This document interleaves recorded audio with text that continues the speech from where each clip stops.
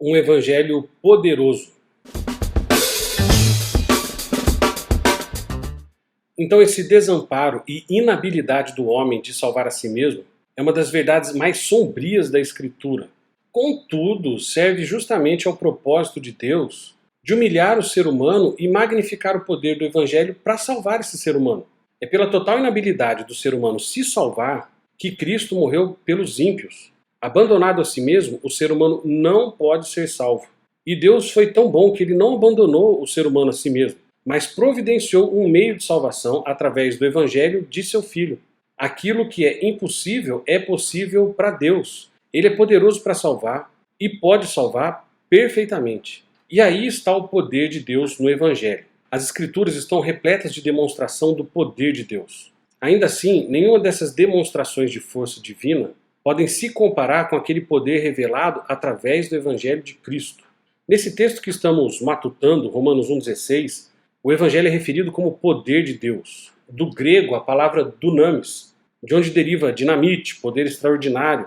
E Paulo se baseia nas incontáveis referências do Antigo Testamento sobre o poder de Deus para salvar o seu povo. Então, com respeito ao poder do Evangelho, é útil nos perguntarmos duas questões. A primeira: reconhecemos o grande poder requerido para salvar seres humanos pecadores? A salvação não é uma tarefa fácil.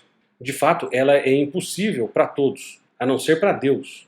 Isso por causa do estado caído e da corrupção moral do ser humano. As Escrituras ensinam que a imagem de Deus no ser humano foi seriamente desfigurada e a corrupção moral poluiu o seu ser por completo. A corrupção moral permeia o corpo, permeia a razão, permeia as emoções e permeia a vontade do ser humano.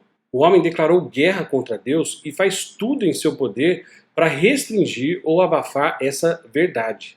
Então a Bíblia fala que o homem não pode vir a Deus porque ele não deseja vir a Deus. E ele não deseja vir a Deus porque o seu coração é mau. E foi Jesus quem disse isso. Só o poder de Deus para criar algo bom do mal. A segunda pergunta é se reconhecemos que o poder para nos salvar se encontra unicamente no Evangelho. O Evangelho de Jesus Cristo é o poder de Deus para a salvação. Não é somente o cerne ou uma parte do que é necessário, mas o todo. Para que ele tenha grande efeito sobre o ser humano, basta somente proclamá-lo. Ele não precisa de uma revisão para torná-lo mais relevante ou de uma defesa para validá-lo. Então estamos falando aqui de um evangelho salvador. Deus enviou seu Filho ao mundo para que o mundo fosse salvo por meio dele.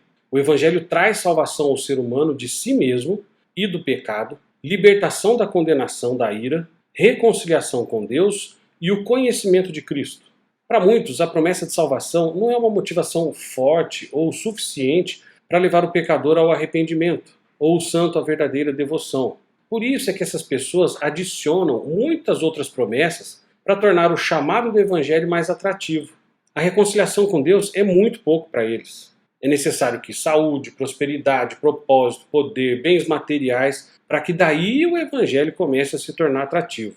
E não foi bem isso que Cristo disse quando alertou que no verdadeiro discipulado, muita coisa poderia ser perdida e ainda renunciada. O homem poderia ter que perder o mundo inteiro para ser salvo. E ainda assim ele considerava uma barganha conseguir a salvação a um custo tão pequeno. Então por que o evangelho bíblico não é atraente para o homem contemporâneo? Primeiro, é porque os homens não compreendem sua condição deplorável. Assim como um homem rico não vê a razão para se regozijar ao lhe ser dado um pedaço de pão, até que uma reviravolta na sua vida lhe deixe pobre, assim o pecado não acha alegria na salvação até que seja revelada a horrível natureza do seu pecado. Segundo, é porque os homens não entendem a perigosa situação em que se encontram. Uma clara visão do inferno e da ira de Deus dará ao homem uma apreciação mais apropriada da salvação oferecida pelo Evangelho. E terceiro, é porque os homens não entendem o custo infinito que foi pago para lhes assegurar a salvação. A redenção de uma alma é caríssima e muito além do que um homem possa pagar. Somente Deus possui o valor a ser pago. E ele o pagou por completo com o precioso sangue do seu próprio Filho. Os pecadores que permanecem desinformados sobre a dignidade de Cristo têm pouca esperança de apreciar o que ele fez por eles no Evangelho.